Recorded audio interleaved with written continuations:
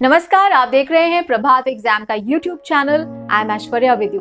अगर आप किसी भी कंपटीशन एग्जाम की तैयारी कर रहे हैं, खासकर आईएएस की तैयारी कर रहे हैं, then you need to subscribe to our channel, क्योंकि इस चैनल पर मिलेंगे वो सारे वीडियोस आपको जो आपको कंपटीशन एग्जाम को क्लियर करने में, क्रैक करने में हेल्पफुल होंगे।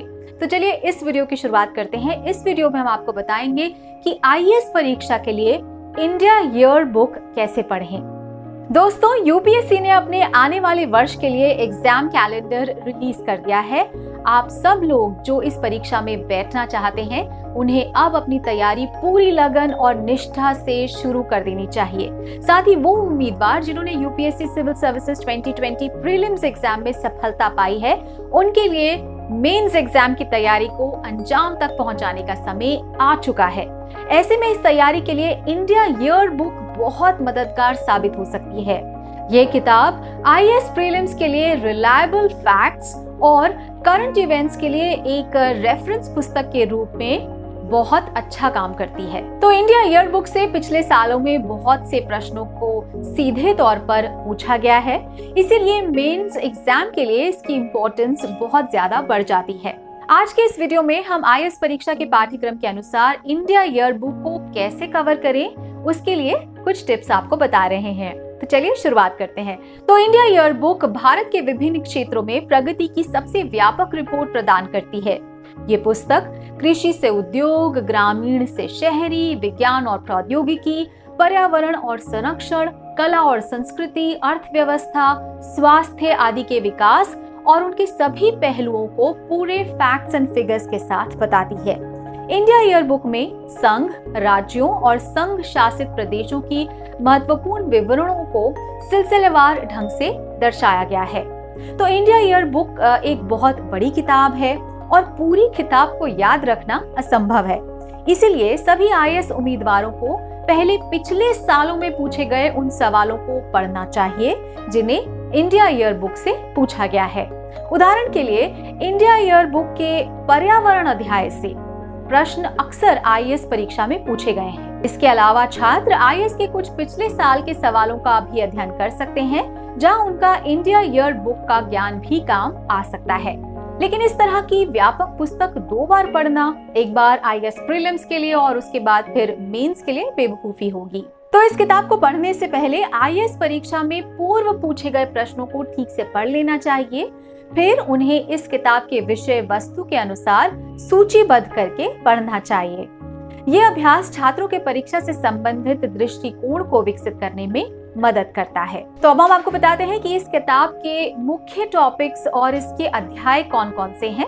तो वो है भारतीय नीति, अधिकारों के मुद्दों और सामाजिक विकास के अध्याय, साथ ही साथ राष्ट्रीय प्रतीक, राजनीति, कानून और न्याय, शिक्षा, खाद्य और नागरिक आपूर्ति, स्वास्थ्य और परिवार कल्याण, श्रम, कौशल विकास और रोजगार, योजना, ग्रामीण और शहरी विकास, कल्याण, भूगोल, पर्यावरण और विज्ञान और प्रौद्योगिकी के भी अध्याय पूछे जाते हैं, जैसे कि भूमि और लोग, कृषि, पर्यावरण, वैज्ञानिक और तकनीकी विकास, जल संसाधन, राज्य और संघ शासित प्रदेश, अर्थव्यवस्था और विकास के अध्याय, संचार और सूचना प्रौद्योगिकी, ऊर्जा, आवास, उद्योग, परिवहन, साथ ही अंतर्राष्ट्रीय संबंध और रक्षा के अध्याय भी पूछे जाते हैं, और ये है रक्षा, भारत और विश्व। साथ ही सामान्य ज्ञान और विविध के भी अध्याय हैं। ये हैं संस्कृति और पर्यटन, मास कम्युनिकेशन, युवा मामलों और खेल, राज्य और संघ शासित प्रदेश, राष्ट्रीय घटनाक्रम की डायरी, सामान्य सूचना। तो इंडिया ईयर बुक को एक तय अनुक्रम में पढ़ने के बजाय इस किताब को विषय अनुसार पढ़ना चाहिए। जो मैंने आपको टॉपिक्स बताए, उसी हिसाब से विषय अनुसार आपको पढ़ना चाहिए, जैसे कि कौन सा अध्याय किस विषय में पढ़ना चाहिए। तो इंडिया ईयर बुक को पढ़ते समय क्या करना चाहिए? आईएएस उम्मीदवारों को इंडिया ईयर बुक में दिए गए सूचनाओं का उपयोग प्रभावी ढंग से करना चाहिए, जैसे कि अनावश्यक तथ्यों और आंकड़ों को ना पढ़ें और उन बिंदुओं पर ध्यान न दें जो आईएएस परीक्षा के लिए बहुत उपयोगी नहीं है।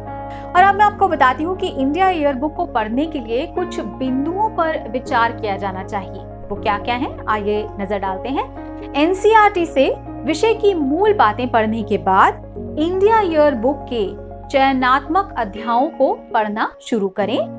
उन संगठनों पर दिए गए आंकड़ों को नोट करना महत्वपूर्ण है जो पिछले साल पूछे जा चुके हैं। उन संगठनों के उद्देश्य, निर्माण और भविष्य की संभावनाएं पढ़ें, ना कि विस्तृत आंकड़े। साथ ही साथ इंडिया ईयरबुक में उल्लेखित सभी नए बिल, अधिनियम, कानून, इन सबको prs.org वेबसाइट से अलग से पढ़ा जाना चाहिए और इन नए बिलों पर अलग अलग नोट्स भी बना लेने चाहिए।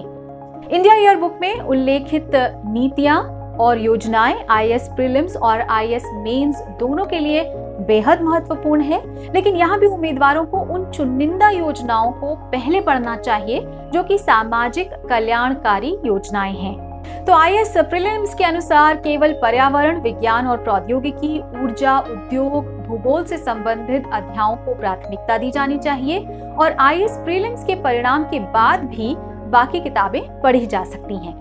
यानी कि निष्कर्ष ये है कि इंडिया ईयरबुक भारत में होने वाली सभी नवीनतम घटनाओं पर एक व्यापक विचार रखने के लिए एक उपयोगी स्रोत है।